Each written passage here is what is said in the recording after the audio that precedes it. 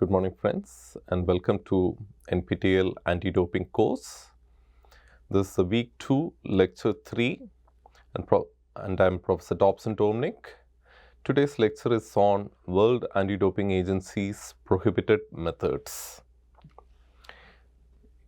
In the second week, we looked into what are the prohibited World Anti-Doping prohibited list. We also looked into substances prohibited in competition only. Today's lecture, we'll look into what are the methods prohibited by WADA or World Anti-Doping Agency. So these are the overview today. What are the WADA prohibited methods, different categories of it, side effects of various prohibited methods, detection strategies, and conclusion. The three prohibited methods are: the first method is manipulation of blood and blood components. Method 2 or M2 is chemical and physical manipulation. And method 3 or M3 is genetic or cell doping. M1 method for manipulation of blood and blood components, commonly known as blood doping, can be of autologous, homologous, or heterologous transfusion, that is either from your own body or from outside.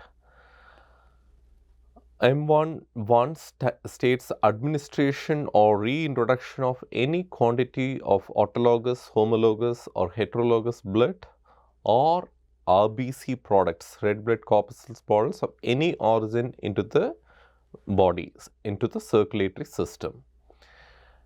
Except there is again one exception where this is allowed when autologous blood transfusion, when athletes donate blood transfusion is given.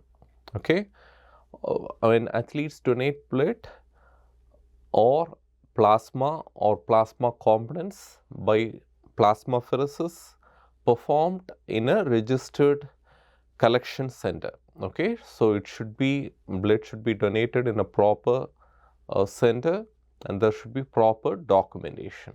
Only then blood transfusion is allowed. Okay, otherwise blood doping, administration of any RBC products or whole blood products, whole blood components is completely banned. Now, what happens with side effects of blood doping? Common side effects are blood becomes thicker, okay, increase blood viscosity. Why athletes do the blood doping is to increase primarily the RBC count, so that the athletes' oxygen carrying capacity is increased, and thereby it becomes a performance enhancing capacity for endurance athletes, especially for runners, marathoners, and cyclists.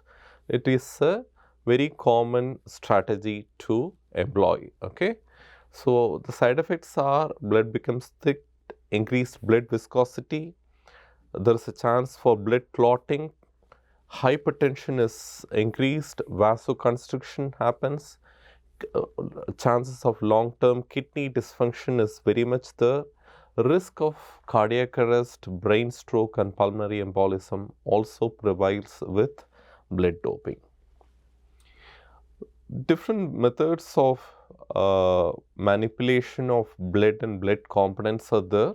That is M12, artificially enhancing the uptake, transport, or delivery of oxygen. Okay, artificially enhancing oxygen delivery, use of erythropoiesis stimulating agents, including not but not limited to perfluorochemicals, epoproxyrol, voxelotor, and modified hemoglobin products. These are all banned by WADA at all times. Okay, this is basically the athlete artificially trying to enhance his oxygen carrying capacity. Okay, so this oxygen transport is a very important physiological component for athletes involved in endurance sport, and EPO or erythropoietin is a very important banned method. Now, the other manipulation which the athletes can do is manipulation of blood and blood components. Any form of intravascular manipulation of the blood or blood components by any form of physical or chemical tampering is completely banned by WADA. M2 how the tampering happens, either through chemical or physical manipulation. Tampering or attempting to tamper to alter the integrity and validity of the samples collected during doping control, including but not limited to sample substitution. Athletes, what happens is when they try to give the sample, they try to change the sample. They might have already carried another blood substitute from somebody else and they would have substituted it, or by adulteration, example addition of proteases to a sample where EPO can get masked. Okay, so all this form of either substitution or adulteration is completely banned by WADA. Method 2, M2, is chemical and physical manipulation. Intravenous infusion and or injections of more than a total of 100 milliliter per 12-hour period, except for legitimately received in the course of hospital treatment during blood transfusion, surgical procedures, or clinical diagnostic investigations. So, other than that, any form of intravenous infusions or injection more than a total of 100 ml per a 12-hour period is completely banned, and it's a form of chemical manipulation. The side effects of manipulation, athletes without proper medical knowledge, they do this form of crude manipulation and thereby putting them at risk of bladder infection, commonly known as cystitis, and other bladder dysfunction and disorders depending upon the type of manipulation. M3, method 3 stands for gene and cellular doping. The use of normal or genetically modified cells, and doping now has evolved from performance enhancing drugs to performance enhancing genes.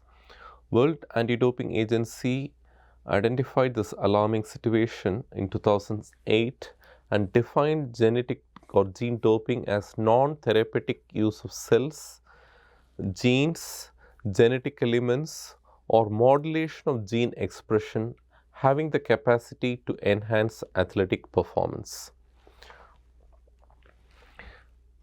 Gene doping is very difficult to detect. The doping detection is still evolving, and it is still, I would not say that it is 100% foolproof. The current methods for detection of gene doping there are direct methods and indirect methods. Direct methods, detection of insertion vectors and detection by inserted gene length. Most used techniques are polymerase chain reaction PCR and Southern blotting. And there are also indirect methods like quantitative transcriptomics and quantitative proteomics, looking into the immune response. Most used technique are real-time PCR, microarray, mass spectroscopy, 2D electrophoresis, ELISA testing, and Western blotting. So, what does WADA do to identify the newer form of methods of gene doping and cellular doping? They employ a technique called forensic science technique to detect use of any performance enhancing genes.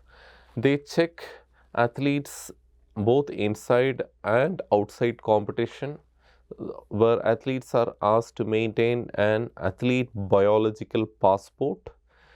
The forensic doping techniques used by WADA also has evolved to look for advanced biomarker detection, which is very important for any newer gene doping technology. Use of artificial intelligence also is into WADA's arsenal now. WADA also employs blockchain for data integrity and thereby ensuring transparency. WADA also employs genetic and epigenetic analysis, thereby uncovering hidden doping. Okay, so forensic doping helps WADA to prevent this newer forms of doping strategies like gene doping and cellular doping. So to conclude, WADA, World Anti-Doping Agency, has strict anti-doping methods to prevent prohibited methods like blood doping or gene and cellular doping. Adopting forensic science methods to identify newer doping helps WADA in preventing this newer forms of doping techniques. Constant education to athletes, coach, support staff and sports organizations is mandatory in supporting fair play. These are the references, especially taken from World Anti-Doping Agency website and World Anti-Doping Agency Code, WADA Code 2021, and UNESCO International Convention Against Doping in Sport. Also, the McLaren report on Russian doping will give a comprehensive understanding of the banned methods in World Anti-Doping Agency. Thank you for the listening, and Jai Hind.